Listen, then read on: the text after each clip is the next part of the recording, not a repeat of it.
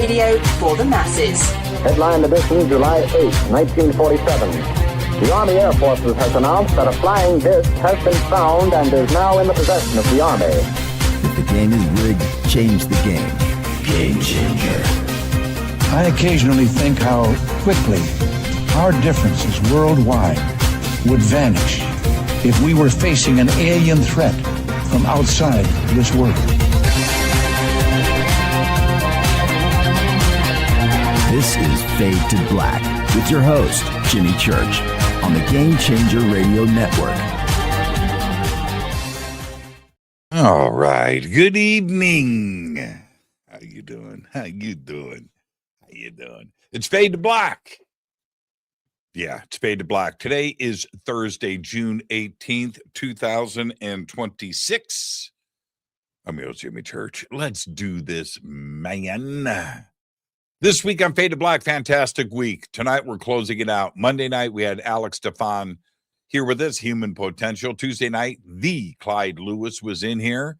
Incredible.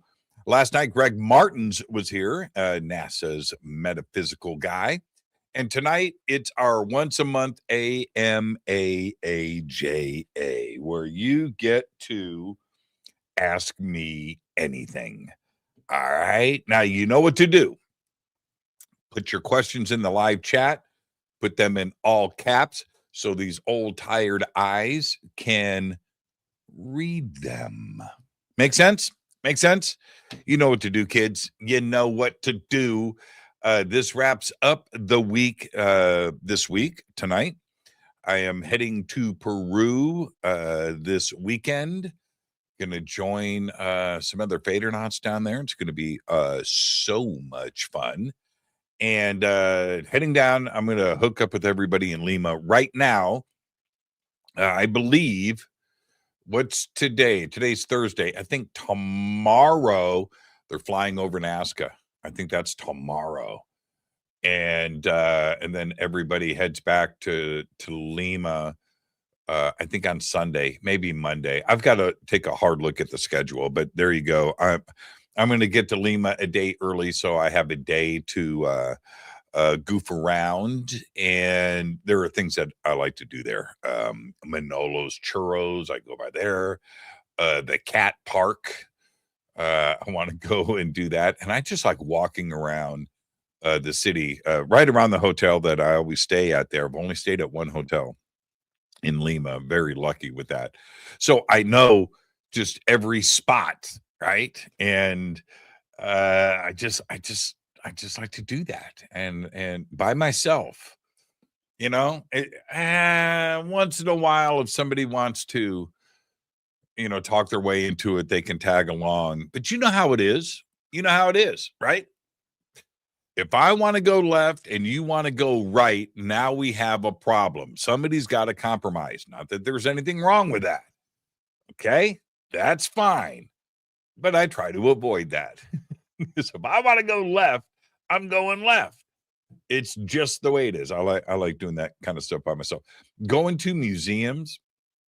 Now, you know, if it's date night or date day or whatever, and you're with somebody and you're going to go to a museum together. All right. I understand that. Shopping's the same way. I understand. But going to a museum by yourself is epic. Yep. One piece of art that moves you may not move somebody else. That's why God invented vanilla and chocolate ice cream, so we could have choices, right? Okay. All right. Why did I even just say all of that? Oh, because it's AMA night. I get to just do my thing. We just get to hang out. So post your questions in all caps. Let me see what we've got here. Oh, okay. All right. Okay. All right. We've got a lot of stuff here. Okay. So as I'm getting these ready, boop, boop, boop, boop, boop. Yeah. Thank you for putting these in all caps. It makes it really easy. So, okay. Let's see. All right. So I see Charles is asked 15 questions. Oh no, Charles, they're all the same question. Charles, I'll answer your question. You don't have to do that, man. I'm going to make sure, man. Jimmy's going to answer this. Man, don't worry, Charles. I got you, man. I got you. Where do we start? Oh, geez. All right. I'm going to start here. I'm going to talk about something funny that happened today. I don't want to get into a long drawn out story, but let me just say this. I wanted sugar. And sometimes when you want sugar, you need sugar and you have to have sugar. So I go to the supermarket and I'm going to get something. I'm going to get pie or cake or cookies. I need some sugar. Need some sugar for tonight after the show. And so I go and I get my stuff. And but when I walked into the supermarket, they just installed, this is my market, man. I'm there all the time. They just installed this like one-way gate, like at Walmart for shopping carts. When you come in from outside and you push through the gate, you can't come back, right? You can only go, right? Okay, all right. And they had a little railing that went around to the cash registers over here and to Starbucks over on the side. Right. Okay, cool. So I walk in. I go and I get my sweets. And I come back to the self-checkout. I pay for my stuff.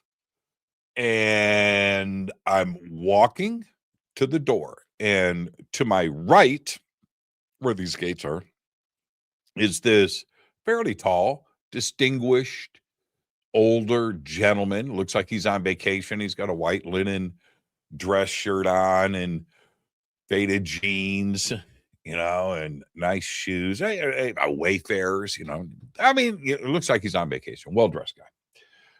And he's got something in his arm. I don't even really notice, but we're like merging to go out the door. And this alarm goes off, beep, beep, and loud. And I stop, and this manager, who I know, she comes up from behind me and she goes, "Sir," she's pointing at him. And she goes, you can't come this way. You have to walk and go through the checkout line. It's weird. What's he doing? And he's got a bag. That's when I see he's got a bag of oranges. He had another bag with him too, like from the fruits and vegetables area, those fruit and vegetable bags. He's got a bag of oranges and a bag of something, onions, whatever. And he looks at her. I'm standing in between the two of them. He looks at her and goes, "Nah," and hands her the oranges and the vegetables and walks out the door. And I look at her, I said, he was shoplifting.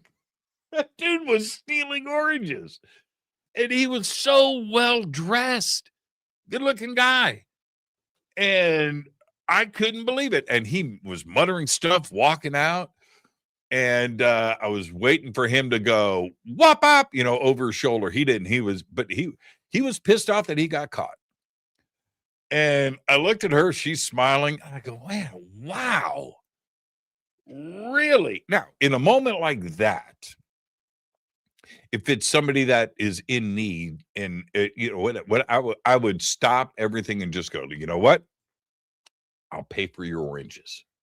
Just don't stress. I got this. Let me pay for the oranges. Not this guy. Man, he was I couldn't believe it. I couldn't believe it. And so I'm driving home and I'm thinking about what just happened.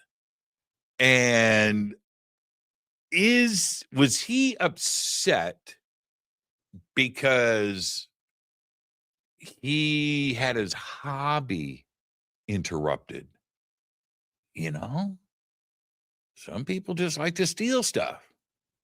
Doesn't matter. They have money. He obviously had money in his pocket. So they're doing it for sport, and he got caught. It was, I mean, wow. It was crazy. It was crazy. The one time I wish I was shooting video for some strange reason and caught that beep, beep, beep. God, man. All right. It happened, man. It was crazy. It was funny. You know who he reminded me of? I'll tell you who he reminded me of. And I thought this when I saw him, and I thought about it when I was driving home. Billy Bob Thornton. That's what he looked. Maybe it was. Oh man. All right. Let's get this show started. How is everybody? We're heading into the weekend. We've had just an amazing time here in our little UFO disclosure conspiracy community. It's been a very fun year. Certainly a memorable month going back to May 8th.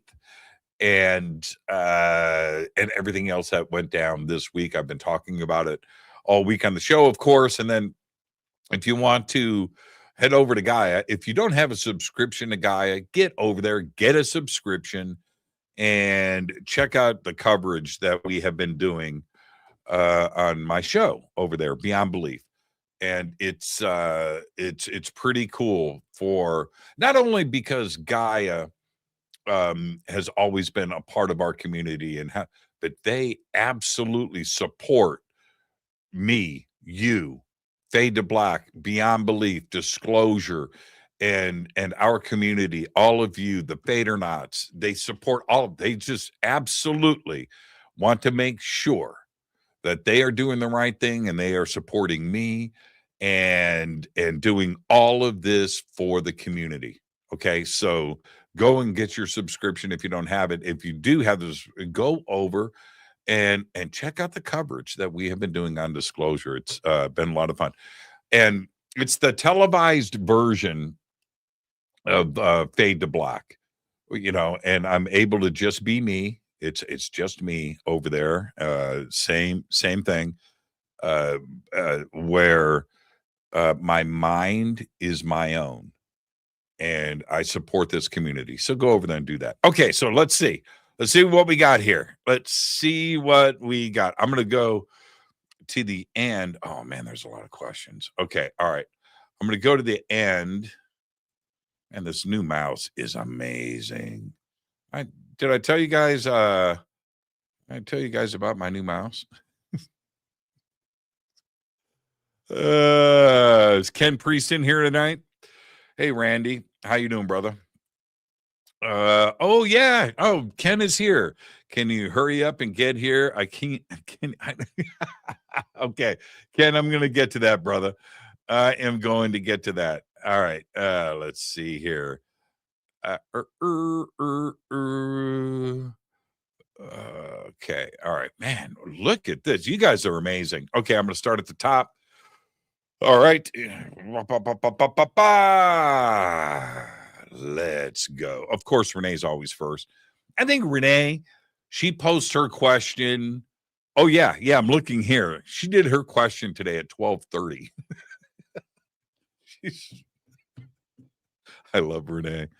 I love Renee so much. I really, really, really do. Renee, I love you. All right. So what's Renee got here?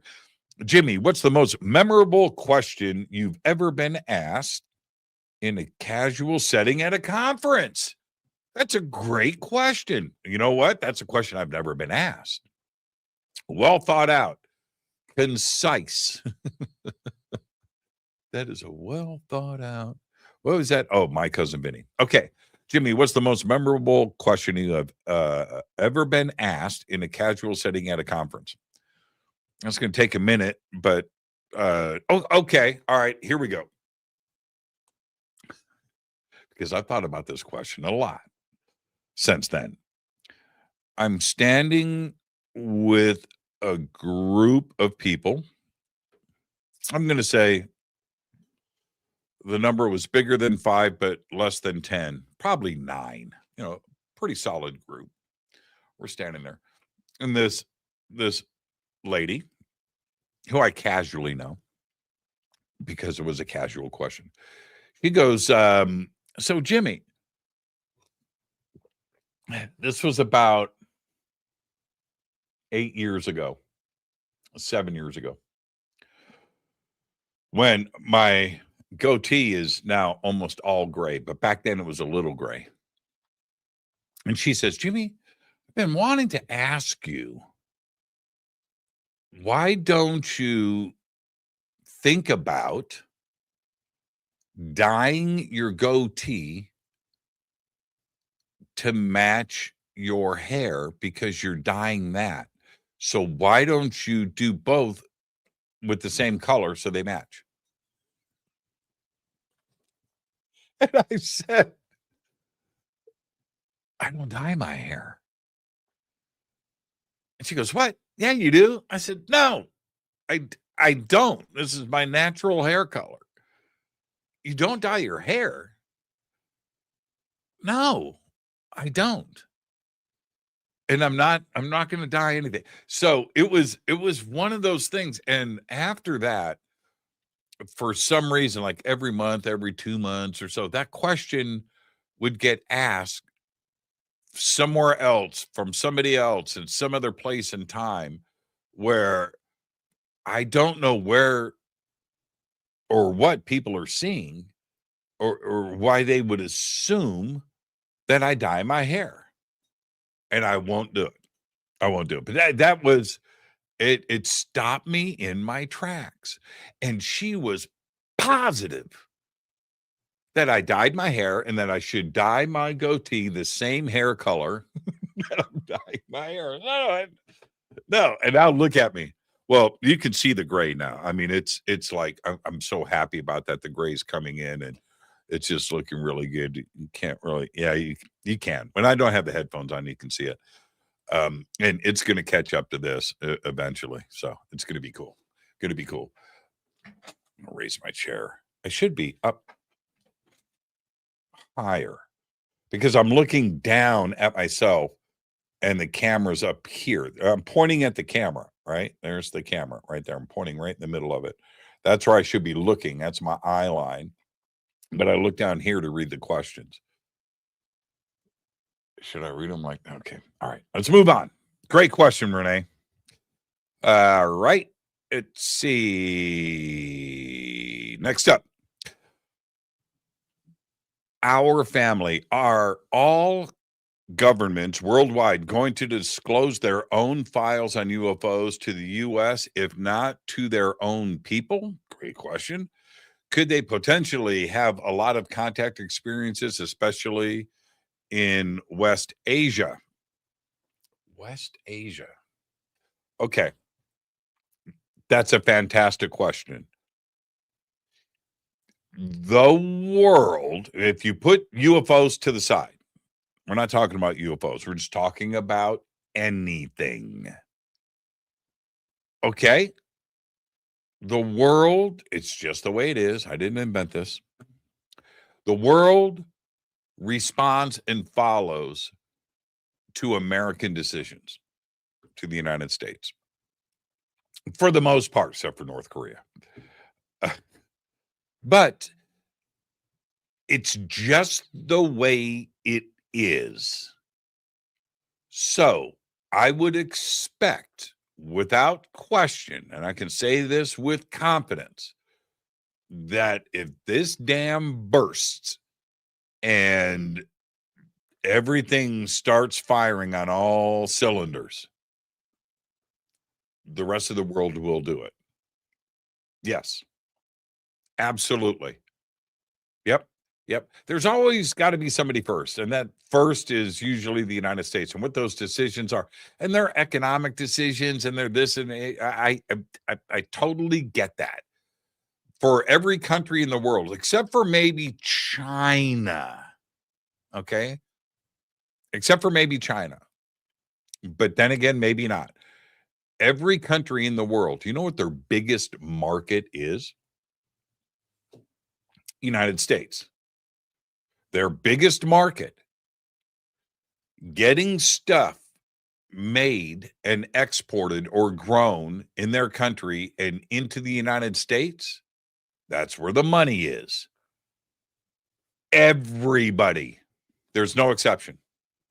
The reason why I say maybe China would be an exception because they have a big population. They sell a lot of stuff. They manufacture their own stuff and they sell it in their own. But man, they export a ton of stuff here. So, and we all know that. But so does everybody else, whether it's Great Britain or it's Brazil or Argentina or pick a country. It doesn't matter. India, pick a country. Japan, pick a country, right? So those economic decisions that other countries make, and they're waiting for the United States to respond. Well, UFOs are no different in that. Absolutely no different. So the United States pulls the trigger, so does the rest of the world. Food is not a United States thing. Everybody in the world eats food. UFOs is not a United States thing. Every country in the world has their own UFO experiences, contacts, sightings, and possibly recovered craft. All right. They've got their own UFO files. They have their own military that's been dealing with it. They have their own citizens that have been witnessing this. They have their own media that's been writing about it. Okay. And their own secret armies and secret police force and intelligence services. They got all of that stuff, every country. So, sure. So, when the United States does, the rest of the world will follow. I'm saying that with total confidence. Our family. Great question. Next question. Charles. Here we go, Charles. Charles says, hello, Jimmy Church. What type of aliens will you like to meet if you can choose? And what type of alien spaceship shape do you prefer? Okay. Please share. Thank you. Okay. It's two questions. Let me answer the first part first. What type of aliens would you like to meet? I want, if I could, a race that has evolved into kindness and intelligence. Yeah. That's what I would like to meet. Hey, I'll meet any of them. The evil warring race. Well, okay, all right. Do they have to look human? Do they have to have this? They have to be tall whites or gray? That doesn't matter. It's about kind of like what I look for in people. Somebody that's evolved, kind, and smart and funny.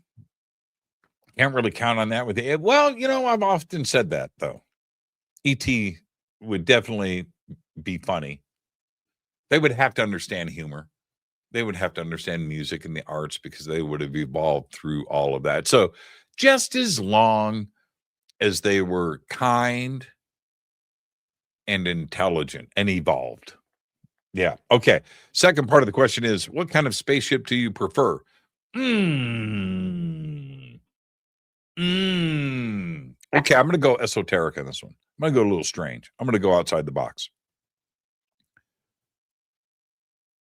I fly a lot. I drive a lot. I travel a lot. I've gone on cruises. There's things that you notice when you do this stuff enough. And I know the second I get on a plane, if I'm going to enjoy the flight because of the smell. Okay. If you get on a plane and it's just not right, there's something lingering in the air, I just want to sleep and get the flight over. I don't want to be there. It becomes not fun. It becomes a chore. Same thing with the ship, cruise ship. Same thing. Car, taxi, Uber. You just get. So I prefer I've gotten on cruise ships before. I was like, God, this is going to be a long cruise. Don't dig that. So I prefer my ships, alien or human, to be pleasant. Yeah. Doesn't have to be the fanciest thing in the world. It just has to be comfortable to the nose. Do you understand what I'm saying? Could you imagine getting on a ship? Now, I talk about food all the time, right? But can you imagine getting on an ET spacecraft and you're about to, go across the universe and it smells of whatever that is offending you and you have to deal? No. Charles, great question, man. Great question. Okay, next up, let's see. Carl Olson. Carl says, Jimmy, working with Art and George, do you have a favorite story or memory? I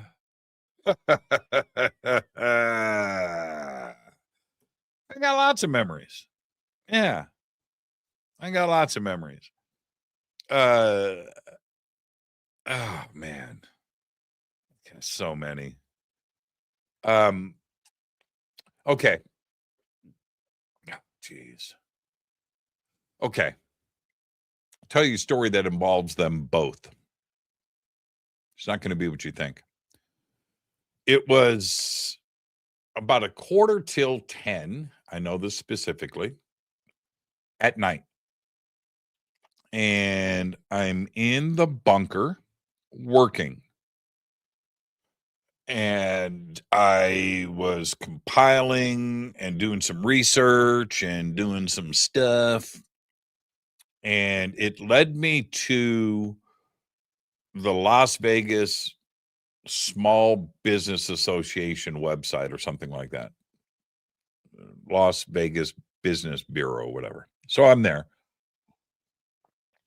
And I clicked on a link to get there about something. And then right there, boom, is the latest headline. And it says, radio legend Art Bell dies.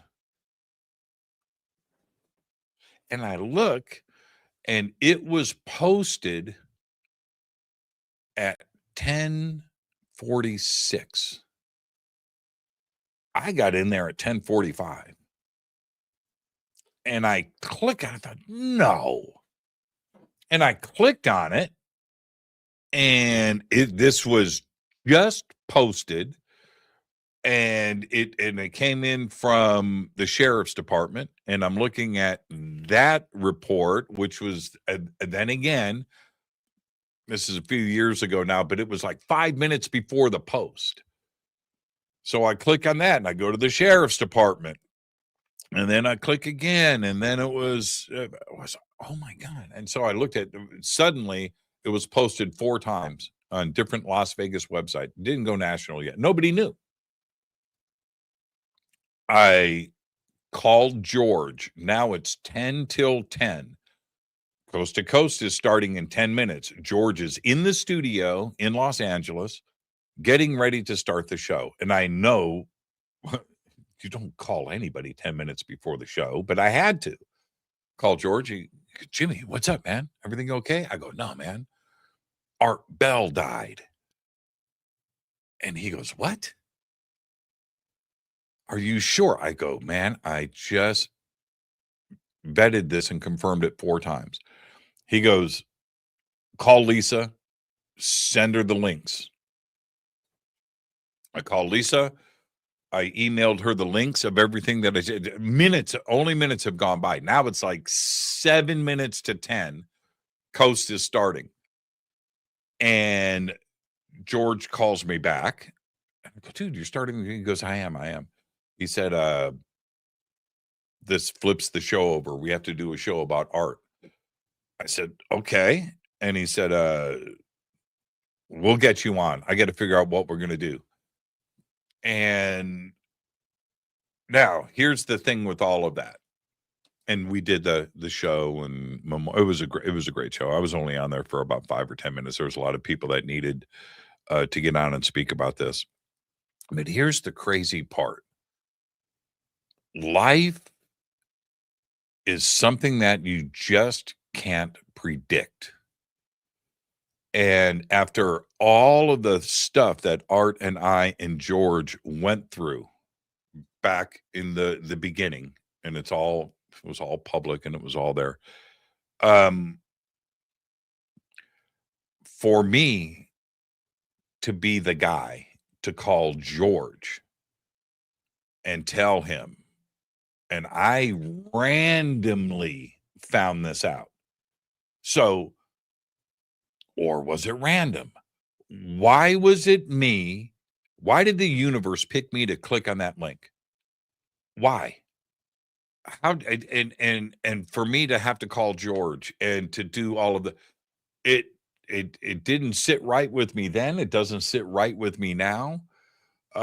George was so sad about this, and breaking the news and then having to change coast to coast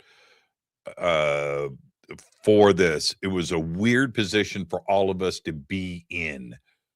To it's our job to report the news when it's breaking like this, and I get that, but not like this, not with Art, not with George and me. I'm just somebody that was stuck in the middle.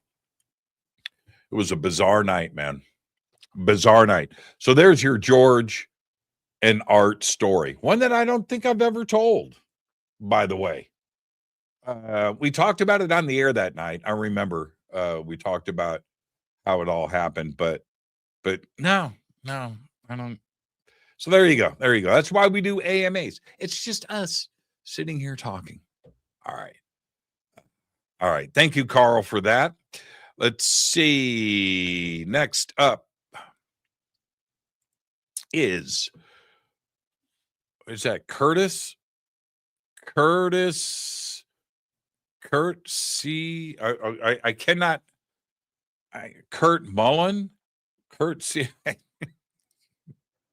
You guys, where do you come up with this? Just I don't know, man. Okay, here we go.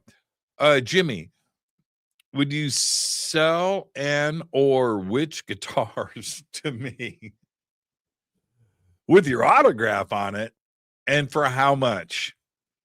I've been thinking about, and I probably mentioned this on the show. I think I did. I don't know how far I took it though, but I've been thinking about cleaning out the herd a little bit. Here's the problem with it, and it's a real problem. Everything that I have, every guitar is bought with intention. I love every single one of them, and none of them were just bought because they were a guitar. They were purchased because my heart, my soul, these are instruments that move me. So now, thinning the herd, it's like that same passion that guided me to that guitar is what has me attached to it. And so I don't know. I'm going to think about it.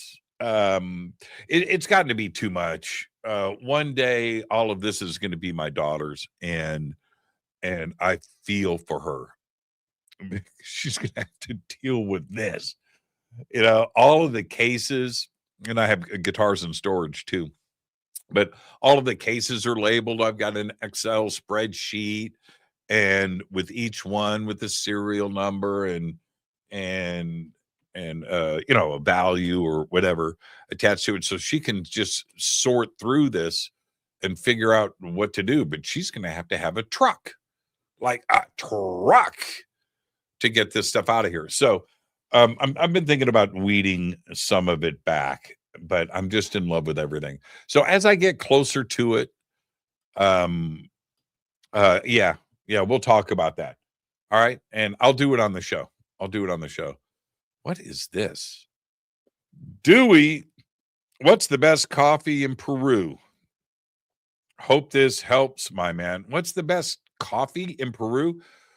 The best coffee in Peru, which I have some here, is Poop Coffee, and it's sold at like 13,000 feet. During the break, I'll go get it and I'll show it to you. You should see the label. Yeah, that's on the label. And it's just so good. All the coffee, and you can't buy bad coffee in Peru. It's what they do. Okay, let's see who is up next.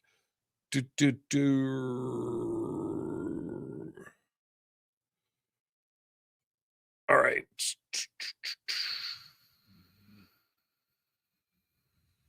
There's a lot of questions. Okay, I think this one's next. Hi, Jimmy.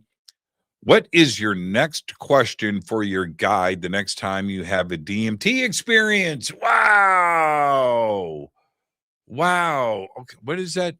B Switzerland? That's a good name. B Switzerland? Best Switzerland? B Switzerland? What's your next question for your guide the next time you have a DMT experience? I already know what that is, and I'm setting that intention now because it's where we left off. And I asked my guide, I said, hey, I did too. It's exactly how I spoke to my guide. I go, hey, what's up with those alien robots? I think I said alien robots. And she said, not now, Jimmy. I said, okay. We kept walking. But that is definitely going to be my intention. I'm going to set that. And I'm going to ask. I'm going to go, okay. You said next time. Now this is next time. What's up with the what's up with them robot aliens, man? And that's where I'm going. I want to experience that. I want to meet them. I want to speak with them if I can speak with them. Copying a visual would be cool. Seeing them in their natural habitat and what they do is going to be cool. Maybe they have something to say to me. Maybe they have a question for me. I don't know. But that is where I am going next. So there you go. B, Switzerland. Are you in Switzerland? That's the question. All right. Next up, Randy Wilson. How you doing, Randy? Randy, got to hang out with Randy last month. And Randy's always here. He's always been here. He's a great guy. Randy, I'm going to hire as my bodyguard. That dude, a foot taller than me. Big. Oh, man. He looked down at me. Hey, little man, I got a question for you. And it's like, man, Randy, this is amazing. He's a really nice guy. I wasn't expecting that, though. So, little man, what do you think about disclosure? Friggin' Randy Wilson. Okay, Randy's question is, please share your orb experiences these past 6 weeks. Oh, okay. Why? Does the color of the orbs have symbolic meaning? The 2 green fireball orbs that I saw in Delavan has me mystified. That's okay. I haven't had a colored. I'm thinking about it because things happen so frequently around here. I don't know if I've had a colored orb experience lately. I have black orb experiences. Yeah. Now, and I was thinking about this the other day. It's funny, Randy, thank you for the question because this has been on my mind. Most of the activity in this house, basically in 2 rooms, here and my bathroom upstairs in the master bedroom. I had the one sighting, but that was with an entity or whatever that was. But that was down in the music room. Yeah, this is not the music room. I have a music room down the hall with drums and stuff in it. And that's where that entity was. But most of the stuff is here and upstairs in the bathroom and in the closet upstairs. Isn't that strange? Right? And that loud knock that happened, the pictures when they fell off the wall, the stuff that moved from underneath the desk over here, my workbench that was out here in the middle of the floor, and the orbs that were moving. I'm pointing to my left and up here. There's a light. You can't see it. Let me see. Can I? No, you can't see it. Okay.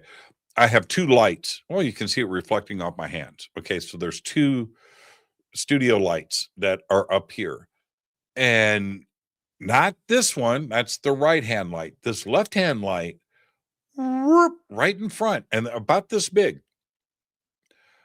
That's happened probably a dozen times. And it on the air or off the air. You know, I could be in here working or doing stuff. And it's always like right there. Not anywhere else in the house. Yeah. Can't explain it. And those are black. I have in my home, I've never seen anything but that. I've never seen a colored orb. Outside, I've seen all kinds of things. Not lately, though. Not lately. I would have to think about that a little bit. I have to think about that. Randy, great question. Great question. Okay, let's see. Up next is MWL 2023. Do you think the phenomenon is showing us what it really is, or is it deliberately controlling how humans perceive it? Yes and yes. Can it be both? Man, that's an amazing question. You know, every time, MWL, I don't know why I see owl, but it's MWL. I want to say owl. Do you think the phenomenon is showing us what it really is, or is it deliberately controlling how humans perceive it? Okay. Here's the problem with that. Wouldn't the phenomenon want to not freak us out and make sure that we were comfortable? Right? If they have been watching us, and they have, and observing us, they know our habits. They know what makes us happy, what makes us laugh, what we like to eat, what makes us sad, what scares us, what makes us angry. They know these things.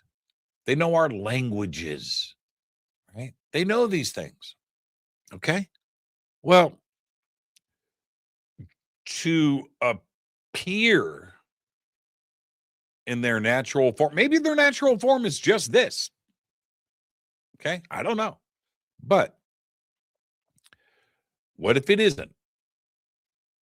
Wouldn't they prefer, both sides, that we don't freak the frig out?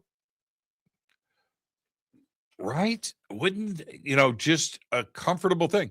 If you go back, so I think it's both. Okay? I think it's both.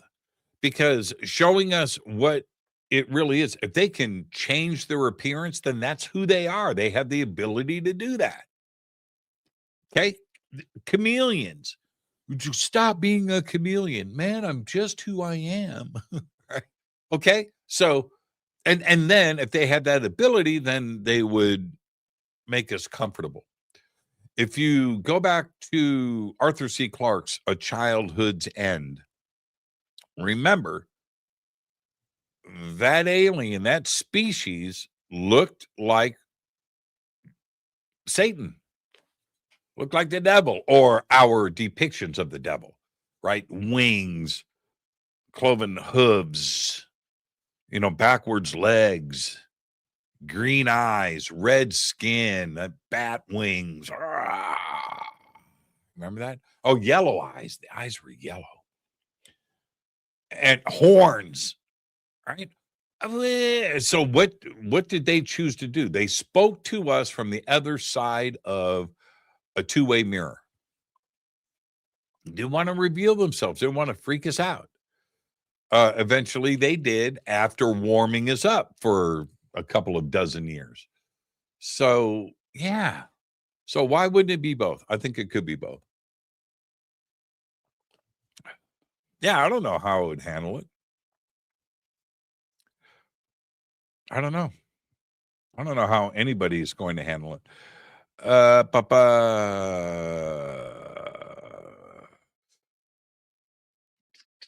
This is from Nemo's Odyssey. If you could have one sci-fi film gadget, what would it be?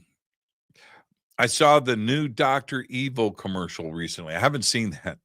I haven't seen many TV commercials these days. It's funny when I do catch the commercial. I was in a hotel room a couple of weeks ago, and I never turn on the TV in the hotel room. But this particular night, I was like stuck in there for 5-6 hours. So while I was working, I turned on the TV in the background, and it turned out to be a normal TV station like TBS or something. And a bunch of reality shows, by the way. I had no idea what reality TV has turned into. That part messed with me. But it was the commercials. I hadn't seen a run of commercials like that in a very, very, very long time. So I haven't seen the Dr. Evil commercial. If I could have one sci-fi gadget, what would it be? Well, man, you got to go to the teleporter. You got to go with the teleporter. Not a phaser, not a ray gun, no, teleporter. Yep. Teleporter. Best ever. That's what I would do. I'd go with the teleporter. Great question, by the way. If full, so many questions. Let's see here.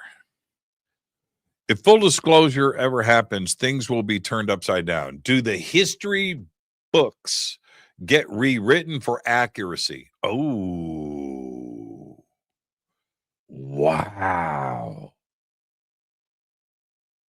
Where all the UFOs activity gets inserted in along with the Roswell seeds from the... Wow, what a great question. Holy crap. Yeah. Oh, man. Whoo. Yeah, right. Well, no, the history books won't get rewritten, but the story certainly changes moving forward. Yeah. You're going to have a lot of egg on face. A lot of egg on face. And the question that everybody's going to ask is going to be the same one. How long have you known? How long have you been lying to us? How long? Well, no. Answer the question, because that is paramount. Not only at the government, fly that straight into the Vatican. Oh, yeah. Right? Let's go. They have been the collectors of data in history long before Washington, D.C. was a thought. So how long have they known? Because they know. They know. If you go back to the oldest countries, of course, Egypt being one, India being another, China being another. These are old countries that are still countries today, right? They've been collecting. Yeah. How long have you known? How long have you suppressed? That's the question. Yeah. Yeah.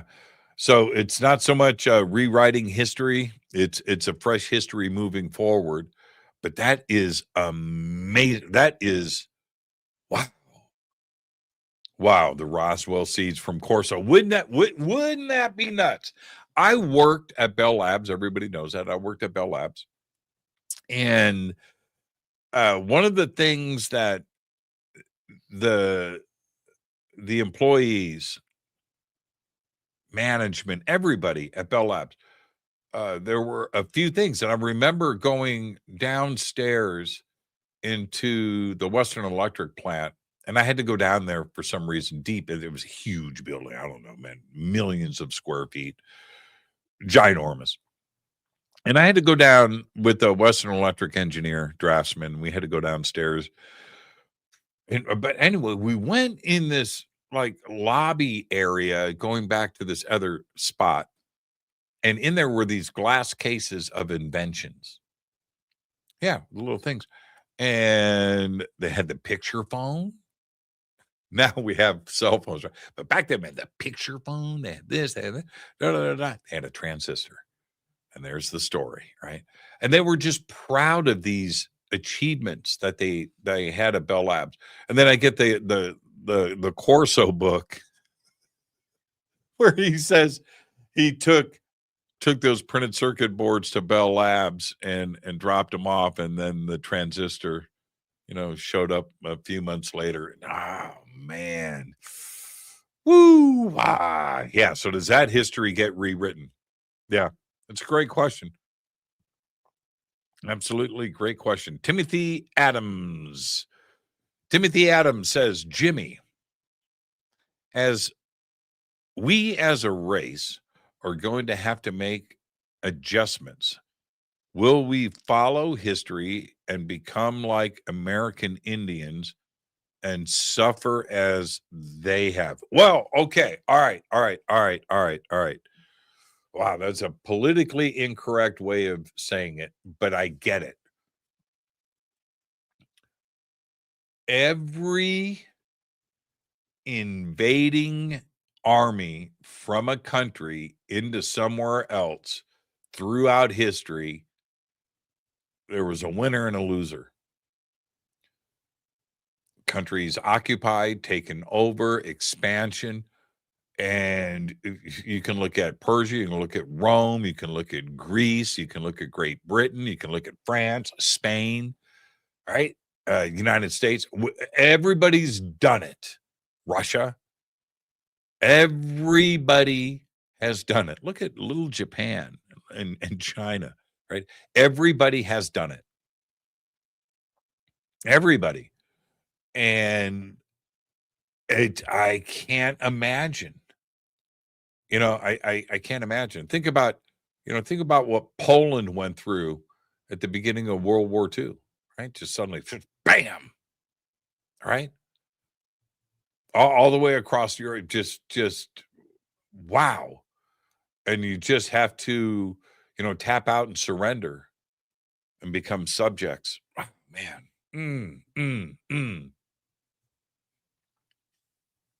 Yeah, I hope it will never come to that. And well, can't predict anything, and I don't know, but I would like to think that any evolved, advanced species has figured out how to be cool. Being cool is pretty fun. It's a better way to go about things, as opposed to an evil, corrupt, conquering force, and yeah, crash and burn and all of that stuff. So yeah, that's the way that I look at it. And I hope I'm not wrong.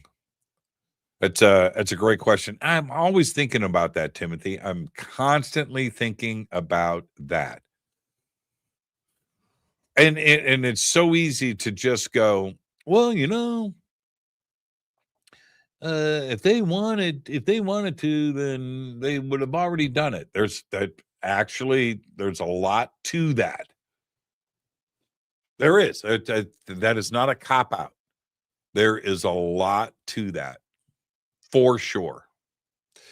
Isaac Arthur has done a lot of really great work and research on this subject. And it's like a Richter scale. Once you start, if you're at a technical level and you're now traveling to the stars and you're overtaking not only planets, but maybe even entire galaxies, that once that starts happening, it happens fast and it happens quick. We haven't seen that. We haven't seen that. For sure, 100%, without any question or any doubt, ET knows many species, many civilizations out there know about Earth. All right?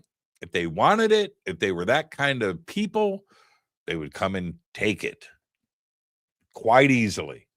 And they haven't. So there you go. Okay, next up, Holly Hall. This will be the last question before the break. How old were you when you knew you were into spirituality? Was there a defining moment? Wow, Holly. Hey, Holly, how you doing? I hope all is well in your world. It kind of came in stages, but definitely in my mid-teens, like right in there. And then I mentioned Bell Labs earlier. So this was 1981, 82. There was had a friend that worked at Bell Labs with me in the art group. His name was Tim Norris, who was an amazing artist, great cartoonist too, amazing artist. And he was just really cool. Had an amazing record collection, like 5,000 albums that took up his entire apartment. Just a really cool guy. Liked him, and I hung out with him a lot. Went to Frank Zappa with him. One day, he comes up into my cubicle, the art board and all that stuff, and he puts these books down, 3 of them. And I look and I go, what's that? And he goes, man, it's Carlos Castaneda. I go, who's Carlos Castaneda? Dude, just read the books. I said, okay. All right. And I did. I read all 3 in a week. And that was a pretty big game changer for me. I'd read other stuff, Zen and the Art of Motorcycle Maintenance. I read that when I was very young, maybe 10, 11 years old. My dad gave that book to me. That was pretty cool. I had read some other stuff at a pretty young age in that area, 10, 11, 12 years old. I didn't make the real connections until about spirituality until Carlos Castaneda. And I was 18 or 19. But it was at that point. And then immediately after that, I've got 45 seconds to the break. Immediately after that, I've told this story many, many times here, but it's worth repeating, is when I was 21, right after I read Carlos Castaneda a couple of years later, and I decided to read the Bible. And I just wanted to check it out. That's all. I didn't have any spiritual drive or something that was calling to me, or baptism, or God came in, or Jesus spoke to me. No, it wasn't any of that. I just wanted to read it. And I did. And that took me so far away from religion by reading the Bible.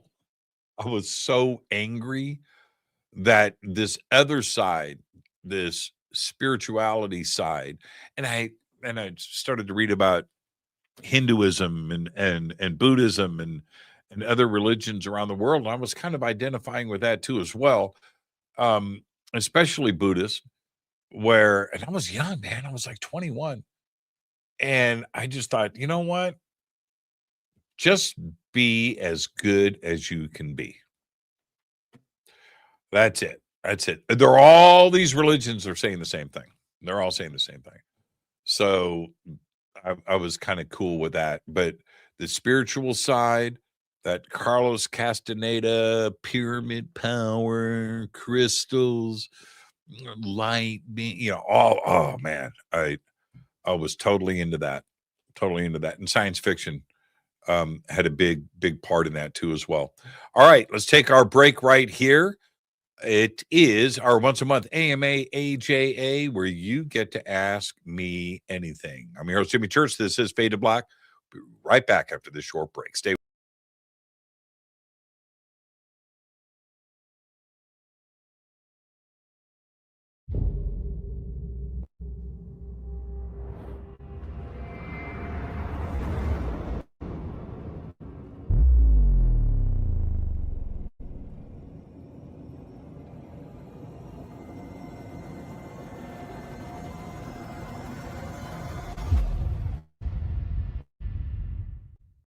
Subscribe to our YouTube channel to get your alerts and access to over 2,000 videos. Click that subscribe button right now.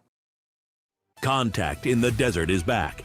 Comes a legendary lineup of iconic speakers, including George Knapp, Jeremy Corbell, Daniel Sheehan, George Norrie, Whitley Strieber, Chris Ramsey, Dr. Diane Hennessy Powell, and many more. Join us in beautiful Indian Wells, California, May 28th through June 1st, as we explore infinite realms.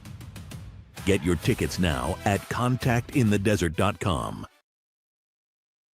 I'm heading back to the Midwest for the Contact Modalities Expo, May 1st through the 3rd, 2026, in Delavan, Wisconsin, at the Lake Resort. It is beautiful. This is a great conference right in the heart of the Midwest, where I'm from. I'll see you there. Just go to Contact Modalities Expo, that's XPO.com.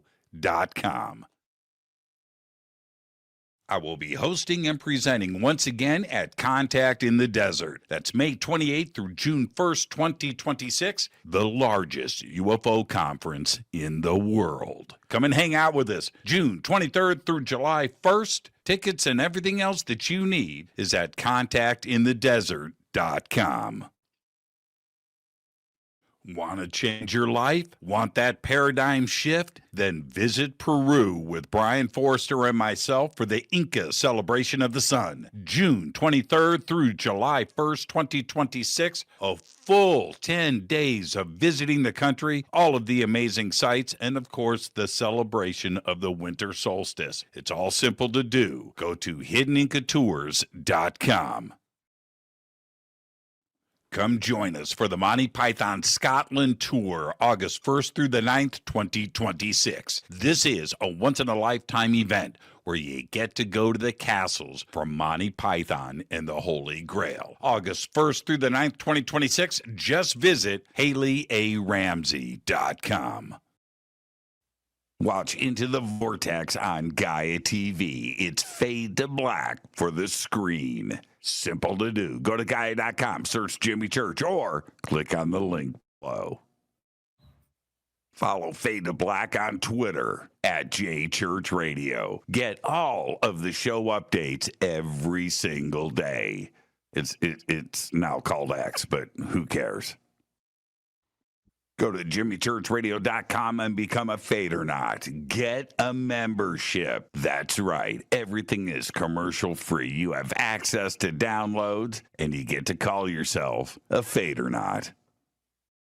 River Moon Coffee, makers of the Fade to Black blend. Truly the best coffee on planet Earth. Just visit rivermoonwellness.com or their Amazon store. It's all simple to do. You can check out the Fade to Black blend, the Game Changer blend, or any of their Black Moon Wellness products. It's the only coffee I drink. It is the best, and it's Doc. Again, rivermoonwellness.com.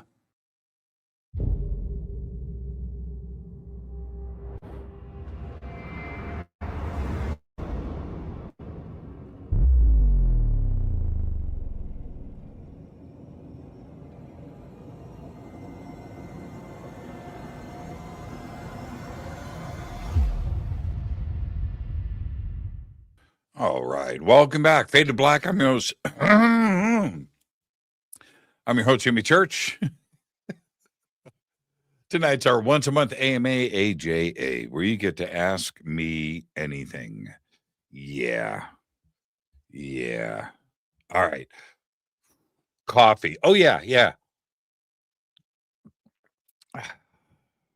This is the Peru poop coffee. Cafe Kawadi. It's poop coffee. So these little guys, and he's pooping right here on the cover, by the way.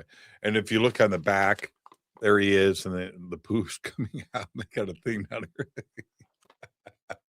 Oh, man. Okay, so we go to this one spot. It's high in the mountains. Ken, I'm going to take Ken there, and he will back me up on all this. Ken's in Peru right now, and he says, can you hurry up and get here? I can't eat all of this. I know the food and drink and everything myself. I need a partner in crime. Ken, I'll be down there shortly, and I'm going to introduce you to this. It's incredible. Not cheap. Okay, so this, I don't know, it's a quarter pound or whatever. I don't know what this weighs.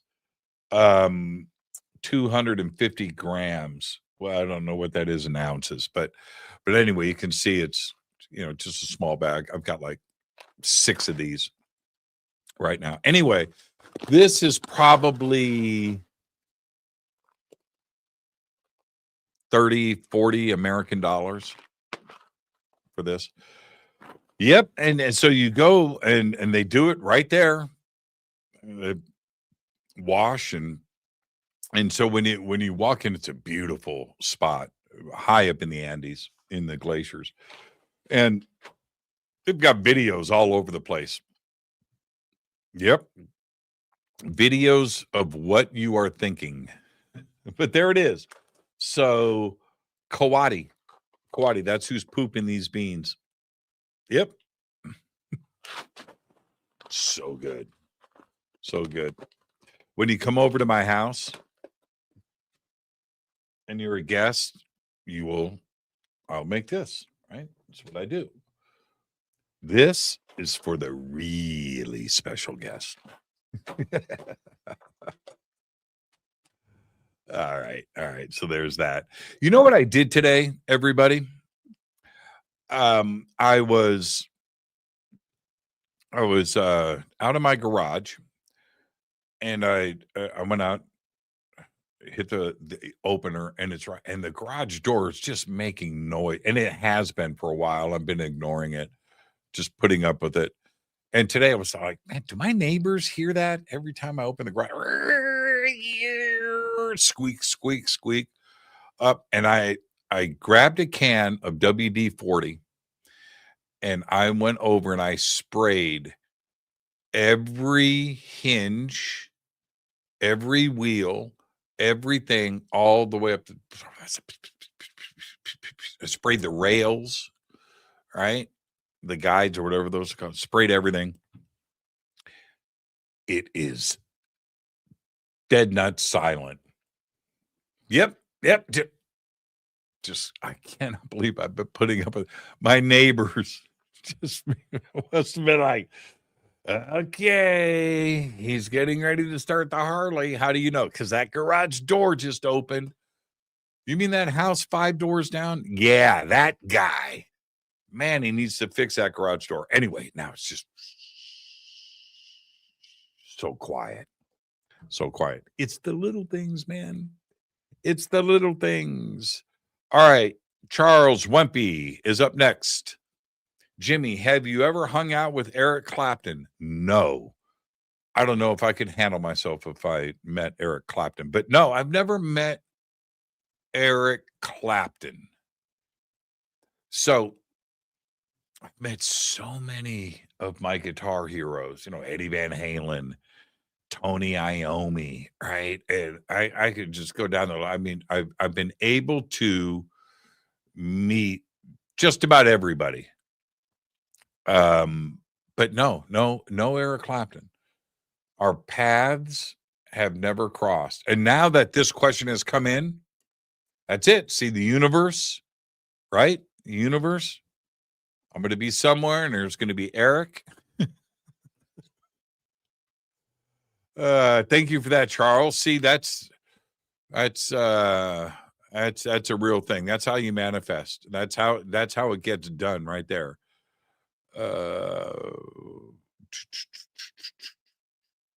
Philip Rivera. Jimmy, would you ever do Hot Ones versus your buddy Richard Dolan?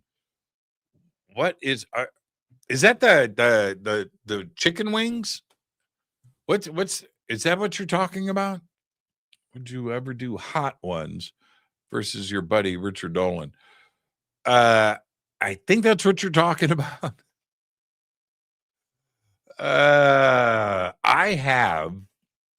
I hope that's what you're talking about, because that's what I'm going to talk about. I have hot sauces here. And when I'm at a unique market or there's a thing, and because hot sauces are the thing. Well, they kind of always have been, but now there is some like terminal hot sauces out there, and I buy them all. No matter the cooler the label, with the skull and crossbones warning on the label about I buy it. And I had Tanya Dahl and Cody Blue Snyder over at the house last month, a couple of months ago. And so we were sitting down for dinner, and Tanya turns to me and she goes, Jimmy, do you have any hot sauce? I go, I do. Do you have hot sauce, though? I go, what do you mean? Like hot? I do. I have stuff you can't eat. She goes, bring me that. I said, are you sure? So I go, and it was clearly written on the label, right? Can cause death. And she was just pop, pop, pop, pop, pop, pop, pop.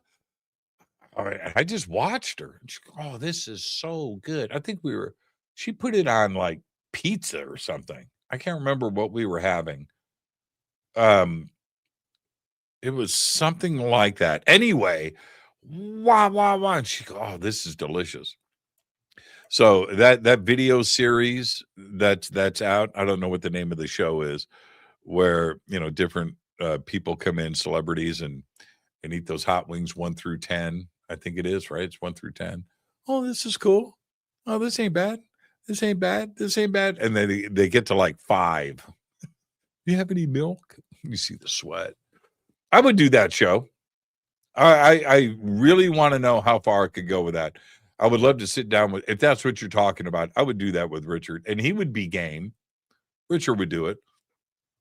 Richard is down. He's a down dude. I don't know what this is. Jimmy, the moon, possible NHI is using it to regulate. What? Man, that's too out there for me. I can't. I have no idea what that even means. I have no idea. I can't even take that serious. I hope it's not a serious question. Oh, UFO Gandalf, look who is here. Wow. When are you coming to Oz to visit, Jimmy? 2027, I will be in Australia. That's a guarantee. I'm going to slow down on some of the other travel that I do. Obviously, this year's been crazy, and it's going to be like that through November. And it's just the way it is. But next year, I'm toning it way down because I want to go and do a couple of things. One of them is Australia. Another one is Iceland. And another one is Japan. So, and those are going to be vacation type situations. I don't know if I will organize something speaking wise while I'm there. I don't know. I haven't really thought about it. I do know that I am going to those 3 places next year. So I'm going to Australia, going to Japan. I'm getting Tokyo out of the way. I've never been there. I've never been to Australia, and I've never been to Iceland. Okay, so those are the 3 things I'm doing in 2027. That's it. Done. So Dex, I will be in Australia next year, and I can't wait to see you. We're already halfway through this year. It's crazy. 2027 is coming up. So yes, Tokyo, Australia. I say Tokyo specific. I want to go to Tokyo. I want to go down. I want to see. I want Tokyo nights, man. I want to do that. I want to get as much in with Australia as I can. Yeah. I mean, so much to see there. And then, of course, Iceland. And what I want to do with Iceland, and Dex, I'll see you in 2027. The Secret Life of Walter Mitty is the new version of it with Sean Penn and Ben Zoolander. He goes to Iceland and he follows this. I want to do what he did in Iceland. Iceland's this big. I am sure that I can do the movie, The Secret Life of Walter Mitty, or most of it. Skateboard scene. All right. Anyway, yeah. I want to do Secret Life of Walter Mitty, and I want to go to Iceland and experience that. Just like, man, what was his last name? Zoolander. Ben, you know who I'm talking about. But I will be in Australia 2027, Dex, and I cannot wait to hang out with you. All right. Let's see. Johnny, John, and the Funky Bunch. What? Ken Priest is Jimmy thinks the government is nice and will officially expose everything one day on CNN. That's not going to happen. Here's the, you know what I love about this statement? This is from Lord of something. Jimmy thinks the government is nice. Dude, I am so close to being an anarchist. I am the opposite of that. Oh, maybe you're just cracking a joke. Oh, I see. Everything one day is going to be on CNN. Well, if the story breaks, it will be on all of the news channels. The government, I think the government is nice. Man, you're just cracking a joke. You're just trying to be funny. But here's the thing with it, making a statement like that. When somebody says that is not going to happen, you don't know how wrong of a statement that is. That's not how the universe works. Nope. Everything is probabilities. Everything probably will happen. Everything that can happen will happen. Period. I don't care what it is that you want to say. It doesn't matter. It doesn't matter. Anything that can happen will happen. Anything in your imagination. The craziest thought that you could say. Well, so what you're saying is that a roller coaster could crash to the ground and then reassemble itself in front of us. Yeah. It's not that could it happen, it's when it will eventually, that will happen.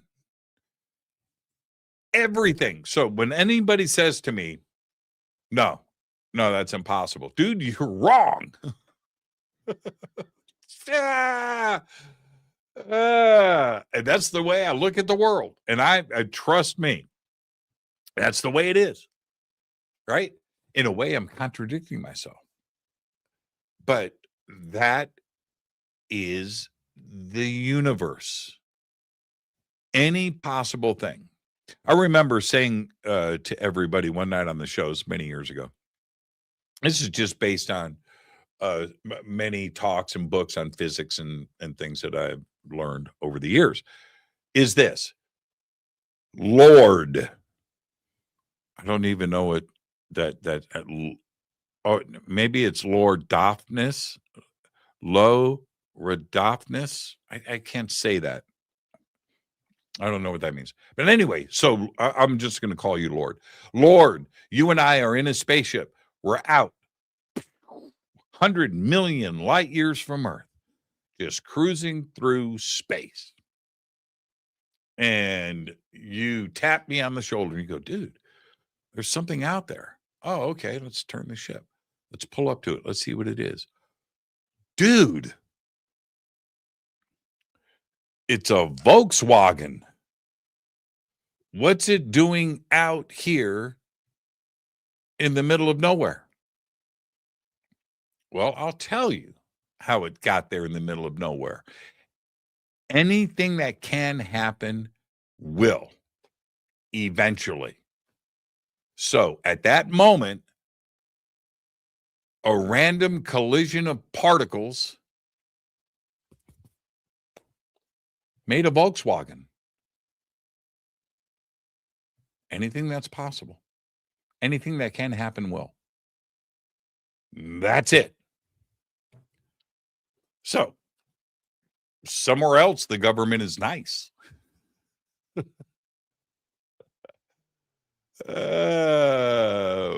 CNN breaking the news. Yeah, you cannot ever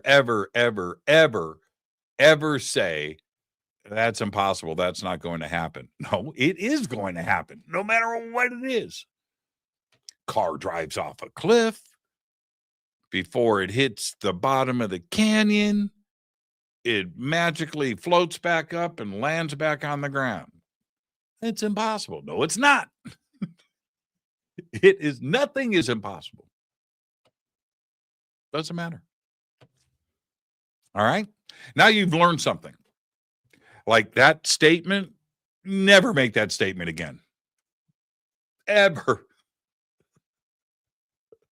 But you will, because anything that can happen will. And you will make that statement again eventually. All right. Love my audience. You guys are the best. Lord, that's a really good point. Thank you so much for that. Okay, let's see. What is next? Remember, everything in all caps. Man, this is really busy. Thank you, Jimmy. You're right. You're welcome, Charles.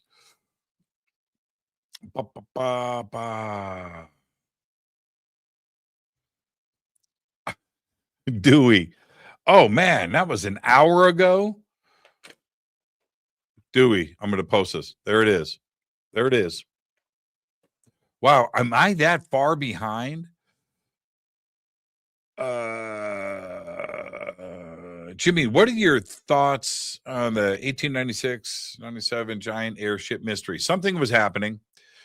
At that point, when you go to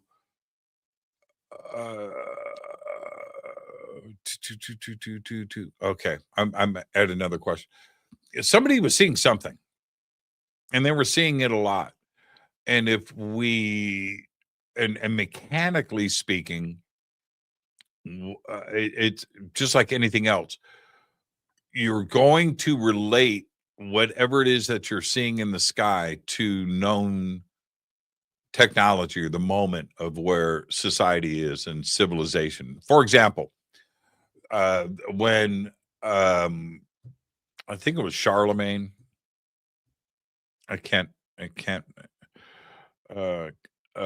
Anyway, Helen. There was a battle that was about to happen. It was around 300 AD, and it was on a bridge, and the two forces are coming together. They look up in the sky and they see a shield. It was an object in the sky, and it was flying, and it was a shield. But that's how they described it. Okay? All right? It was metal. It was silver and shaped like a shield. And that's how they described it. So when you go to the airship mystery, I mean, what was happening at that time? Locomotives, trains, cars, the idea of a horseless carriage was like coming into play. And you had steamships, the big paddle boats, there were things mechanically that were happening. So when you see something in the sky, you're going to identify it with that type of technology, even though you don't understand it. So they were seeing something. Hot air balloons that were happening over in France at that time. And people were experimenting with that. And there was some news stories and drawings, maybe some photographs that were floating around of that. But the airship thing, that was a whole nother, and it was seen on the West Coast, East Coast. It was seen in Chicago, Lake Michigan, and also around the world. But it also stopped as quick as it started. So I don't know. I think the objects were real. The way that they were described, it was just because of what was happening at that time with current technology. So yeah, it's a fascinating subject and a real one. Do you have a new guess about their experience? Okay, let's see. A couple of years ago, you were saying Gaia helped your vision. Do you still endorse it? How did it help? Okay, no, that wasn't Gaia. And I don't even remember the name of that company, but it did help. It did help. But there were some strange things about that. I don't want to get into the details, where I was just not comfortable with it, and I didn't want to enter into a paid endorsement on medical stuff. No. Nope. It worked for me. That's it. And my eyes are still amazing today. So yeah, but I don't want to get involved in if somebody tries it and it doesn't work for them. I'm not a medical doctor. I don't know what's causing you. It was just the right thing for me at the right time, and it fixed stuff, and it's pretty cool. But I don't even remember the name of the company, and I wouldn't say it on the air anyway, because it's about endorsing medical stuff, and it's a zone I don't want to go into. So that's it. I would hate for somebody out of here that has vision problems, maybe even like yourself. I think it's Walt, where you go and you listen to me or somebody, and you go and your issue isn't fixed. I don't want to carry that. I don't want to carry that. So there you go. Okay, moving on. Let's see. Okay, this is Benny. Benny says, Jimmy, you said you intended to do some streaming from Peru. Do you have any idea when, or is that still up in the air? Here's the thing with streaming from Peru. Streaming from hotels, usually not an issue. Okay, Wi-Fi and stuff. But let me tell you something. You're up at the top of Ollanta Tambo, right? You're up at Morai. You're in the middle of Bolivia, Puma Punku. The reception is not the best, but live streaming from the hotels and stuff, and in the major cities like Cusco's pretty solid, and so is Lima. I can do that, and I will. It's always fun to do. I'm going to be shooting a lot of video and taking a lot of pictures, and when I get back, I'll post all of that. Also, the video that I do shoot while I'm there, if they're not too long, I will upload those and post those too as well when I get back to the hotel. Not a whole lot, but I'll do what I can. All right. I have, without exaggeration, I have probably 1,000 videos of Peru.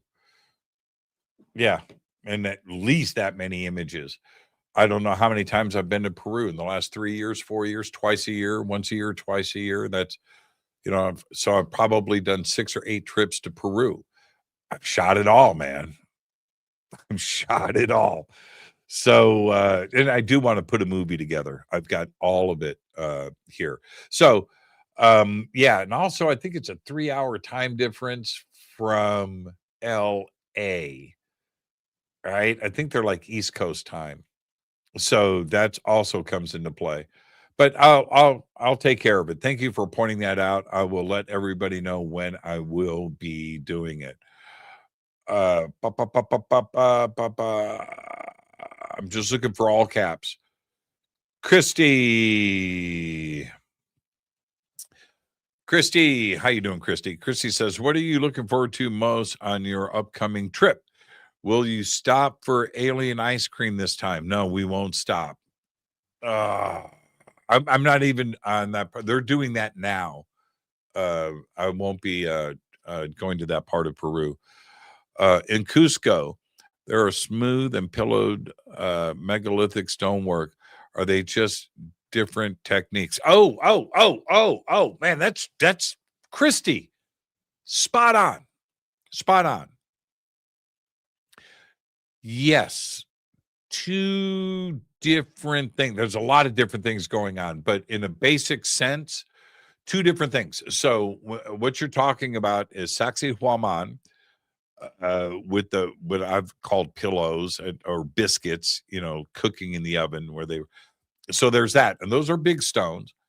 And those are pillow-like. They have, and so they look to me like they were like heated and then in all over Peru, when you look at the megalithic sites, you go to the Sun Gate, not Tiwanaku, but there's a Sun Gate in Peru where the Inca, it's at the southern part of the Sacred Valley. It's the entrance into the Sacred Valley. And they had like a customs spot where anybody coming into the valley had to come through, or leaving, you went through these gates, and they call it the Sun Gates. And you go up and you look at those blocks, and they are incredible, flat, smooth, perfect, big. And that's at the southern end of everything. When you go into Cusco, it's the same type of smooth work. But now what I do like about that is when you go up to these little corners and you go right up on it. I mean, I'm talking about this close. You look and you'll see a little where there's a notch.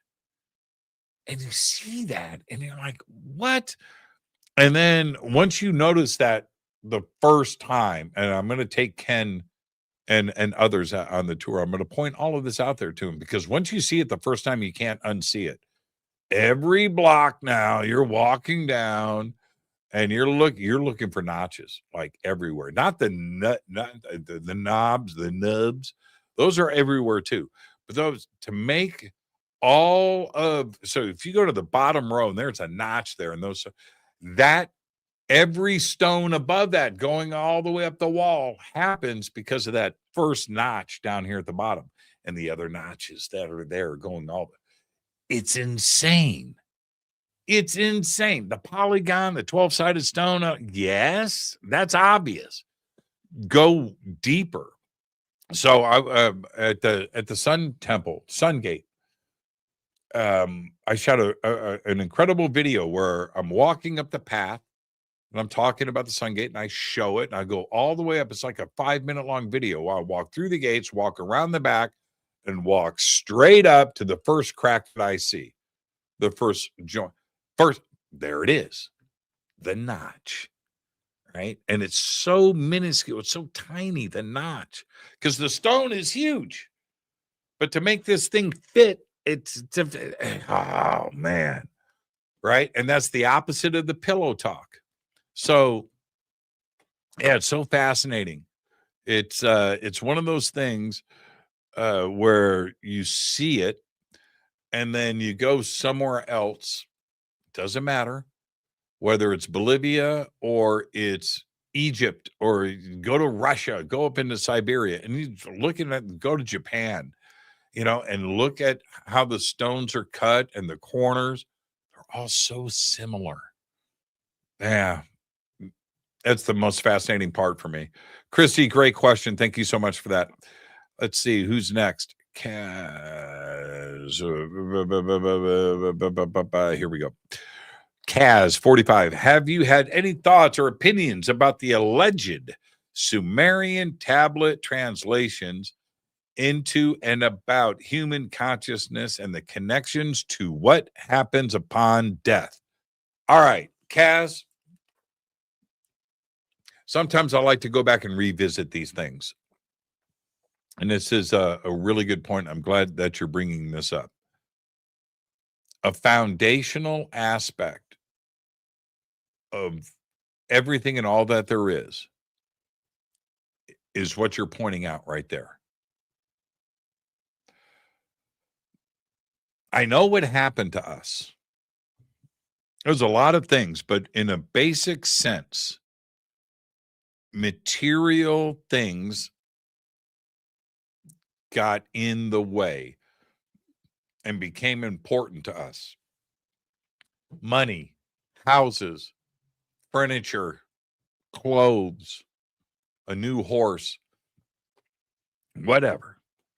I'm talking about 2,000 years ago. Suddenly, the Gutenberg press comes into play, and we are able to light the streets in our homes with gas lamps, and we're selling things, coins, money comes into play.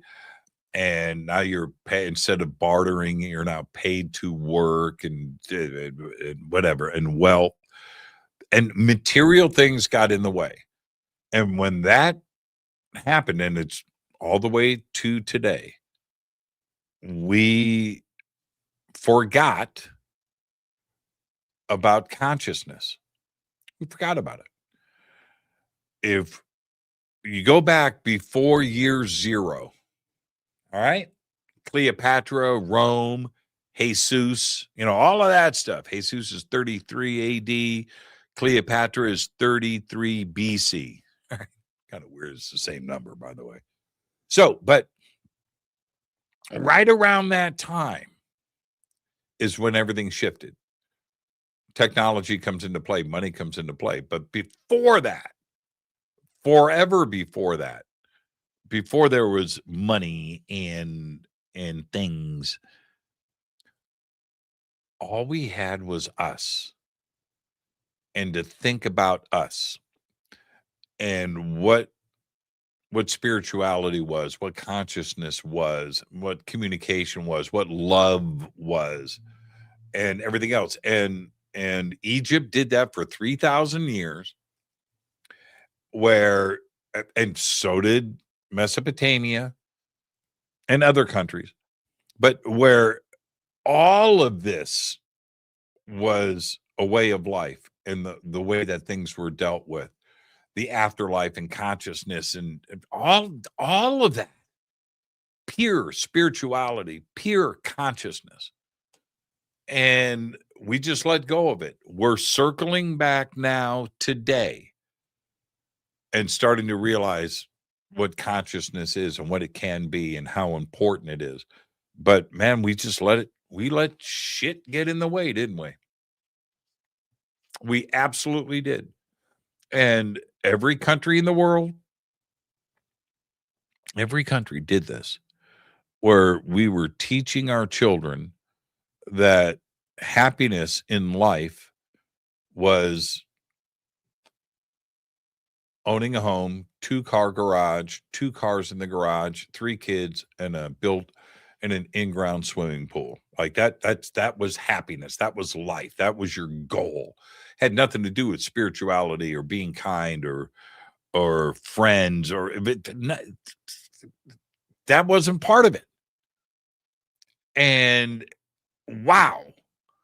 And now today, where it just seems to me, I'm not being dark, I'm just being real here. It seems to me, as I look around, I was talking about the movie Idiocracy. By the way, I watched it last night after the show, where you watch that movie, right? So they always had these Armageddon, end of the world movies, right? All right, that'll never happen. It's fun to watch. It's science fiction.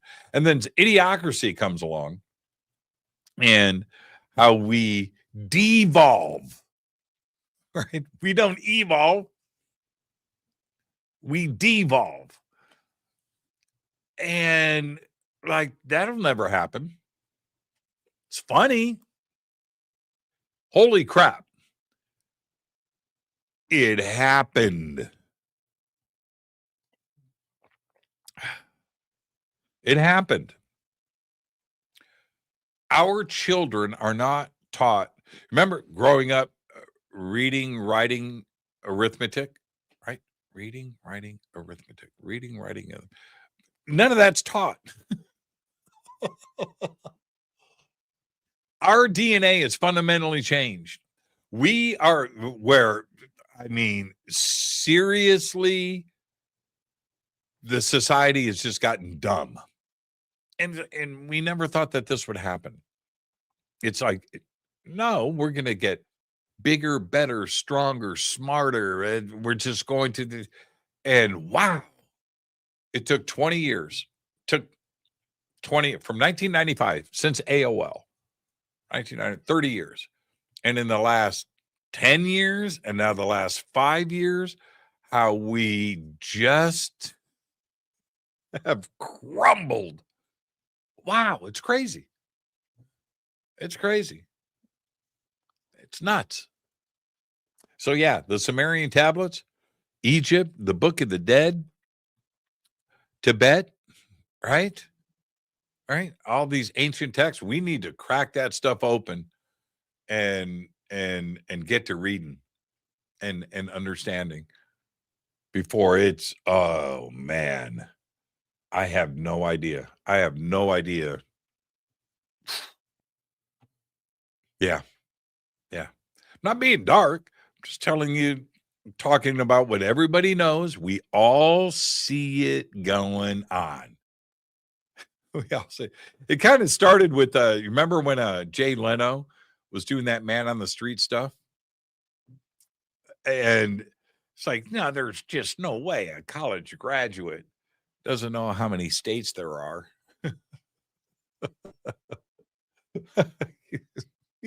Yeah. Oh man. Oh God. All right. Jimmy, how far away does DMT take your consciousness? Any idea? All the way. It's not that it's your consciousness.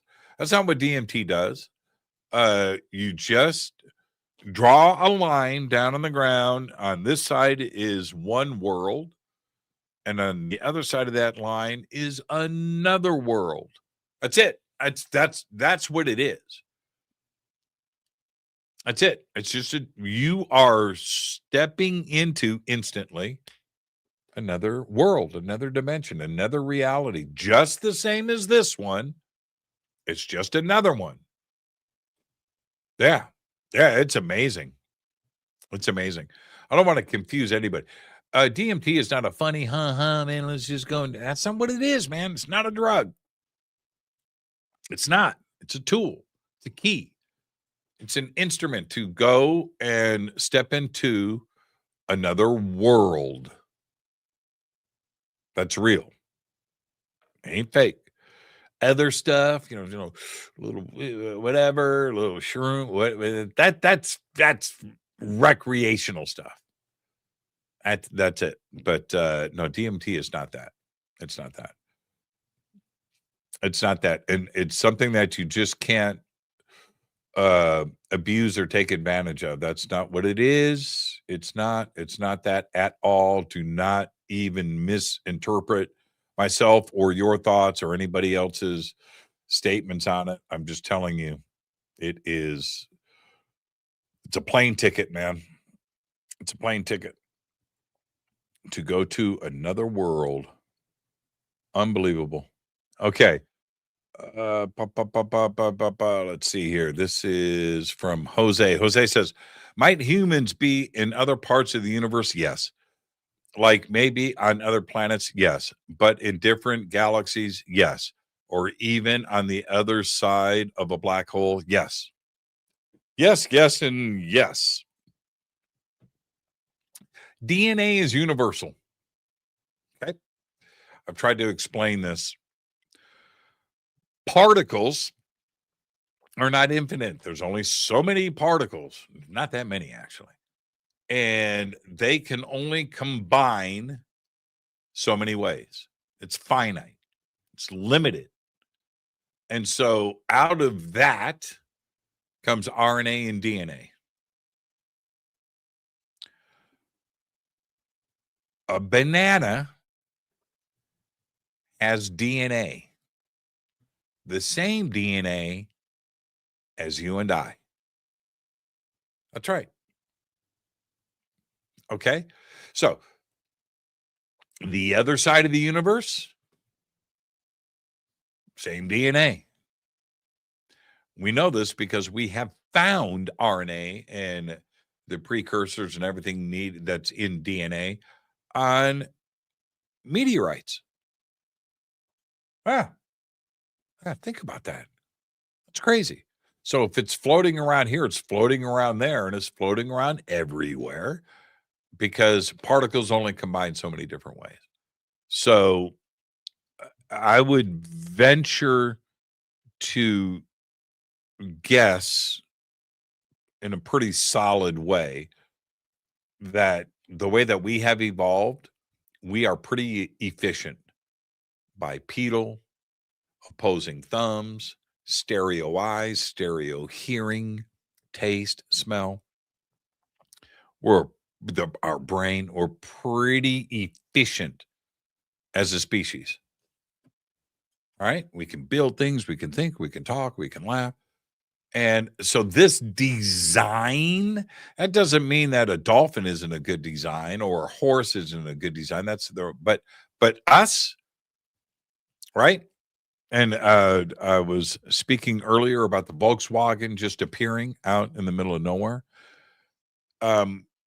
So this version of us, because particles only combine so many different ways, this version, this design is out there everywhere. Yep. And versions of it. But this right here is pretty efficient. That's why I would not be surprised. I don't know, but I would not be surprised if ET steps off of us and just like us. Not shape shifting into us. I mean, right? Yeah. It just, the universe is so big and there's so much out there that I don't know how many identical Earths there are, but there's a shit ton. Identical. They got Florida, they got California, they got New York. I mean, identical. Identical down to the grains of sand. Identical Earths out there. Trillions. Yeah. Yep. So your answers are yes, yes, yes, yes, and yes. All right. Let's see. Who's next? Man, I just love doing these shows. Jimmy. Is it better to be right or to be kind? To be liked or to be respected? Well, nobody's right. It's just opinions. Okay. But always be kind. I mean, just no matter what. Always be that guy stealing the oranges today. Oh my God. But you got to be kind. To be liked or to be respected. Again, those are opinions. I definitely, as I've gotten older, if I'm liked or respected's a little bit different, but I don't really, it doesn't matter to me. It's not like, man, we all know what it was like in elementary school and high school and when you're younger, and that's all you want is to be liked. You know, you don't think about respect. Everybody just wants to be liked. And then we grow out of that. So it just doesn't. What I think is more paramount than all of this, and this is from Stella, is make sure, do your best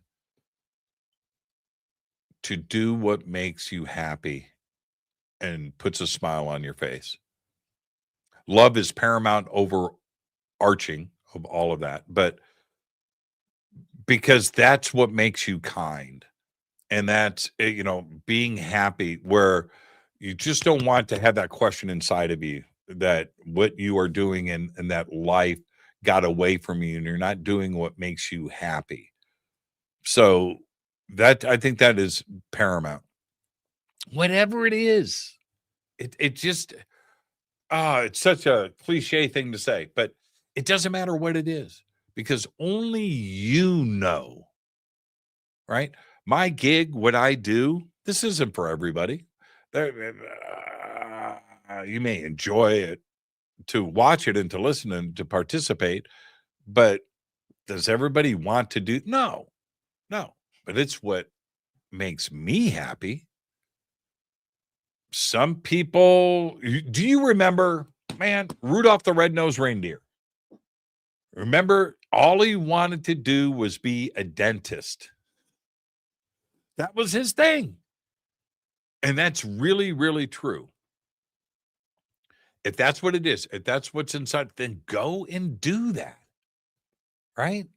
You want to be a mechanic, you want to be a cook, you want to be a mom, whatever it is that will truly make you happy, and only you know that's your secret, then go and do it. So that, I think that trumps all of this here in euchre, right? I don't care about being right. In fact, being right is subjective. Being kind, I think, is paramount. To be liked, it's not even in my vocabulary. To be respected, that's cool, but I think being respected is an accident. If you're doing your thing and you're chasing your bliss, then respect comes from that, but it shouldn't be a goal. I don't know how it could be a goal. Yeah, man, I just want to be respected. And it's a weird statement. It's a weird thought process. But chase your bliss, find your happiness, and then you will always be kind. But be kind first. Yeah. That's great, man. Stella, that's awesome. I like that whole train of thought with that. I would love to see Devin Townsend on your show. That's a great idea. That's from Derek. That's a great idea. Jimmy, do you have a contact experience? What's the cool? Let me pop this up. This is from our family.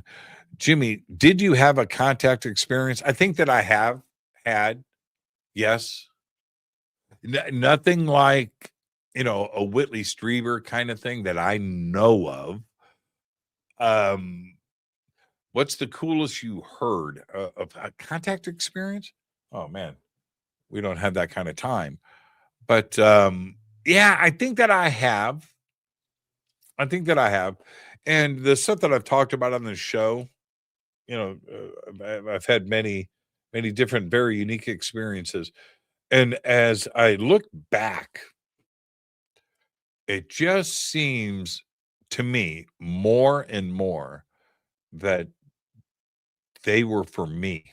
Not in a selfish way, but they were for me. I don't understand how I could have a sighting or see something and go through this profound thing over a populated area and it's not on the news. Or, right? Was it just for me and those that were around me at the time? Yeah. All right, next. You know what I'm going to do after the show tonight? I'm going to go outside and open and close my garage like 20 times because nobody hears it now. So cool. Bill, how you doing, man? Just saw you in here.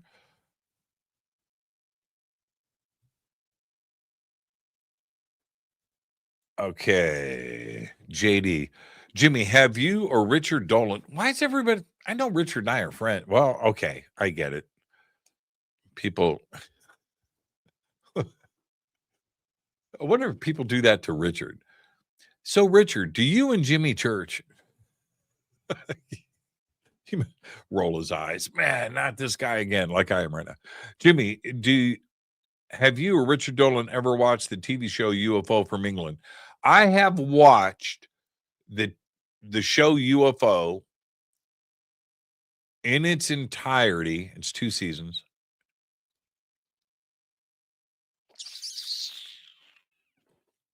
Twenty times. I own it. It's incredible. I watched it when it first aired, by the way. I was young. I was probably 10, I'm guessing. I was like 1972, 73. Man. You know what was great about UFO, aside from the opening sequence and the first episode, by the way, is that is a movie studio that has a secret UFO and alien investigation branch underneath the studio. So he'd pull up in that car, he'd go in, say hi to, they'd go into his office, and then walk. The elevator would open up in the back of his office, and he'd go down and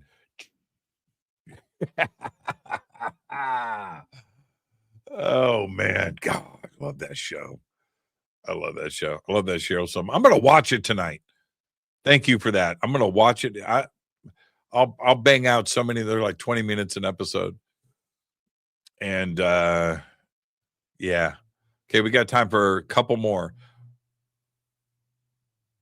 Bro, I am a walking Norway. Lovely, crinkly edges all the way around. It's from the Drunken Scoundrel. Thank you for that. Man, I can't wait. I'm going to like to go to Sweden too, but I got to get some other stuff on. I have. Have I ever done a water fast? I have. And, oh, is that Betty Joe? Betty Joe, what are you doing? There's a bona fide troublemaker right there. Yeah.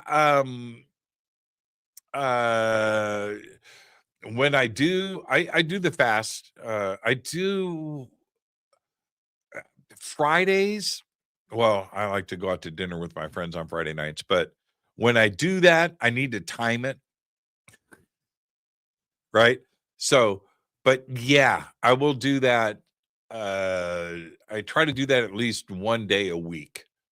So like on a Saturday, I will liquefy myself on Saturday and do it for one day and just do a full cleanse.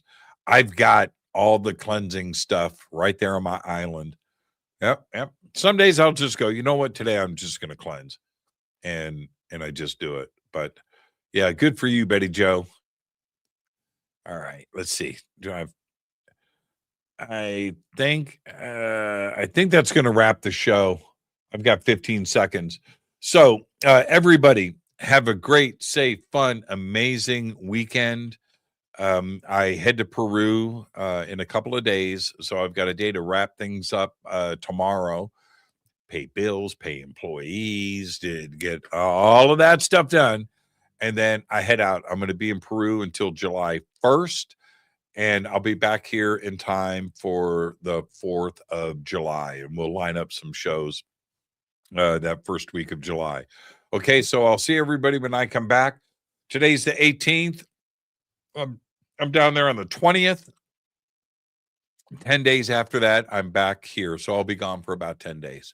Okay. I will be streaming. I'll be posting. I'll be hanging out with all of you. Everybody have a good time. I'll be in touch and everything else. All right. So that's it. And that wraps this. But for now, all I've got is Go Beckley Tap. Fade to Black is produced by Hilton J. Palm, Renee Newman, and Michelle Freed.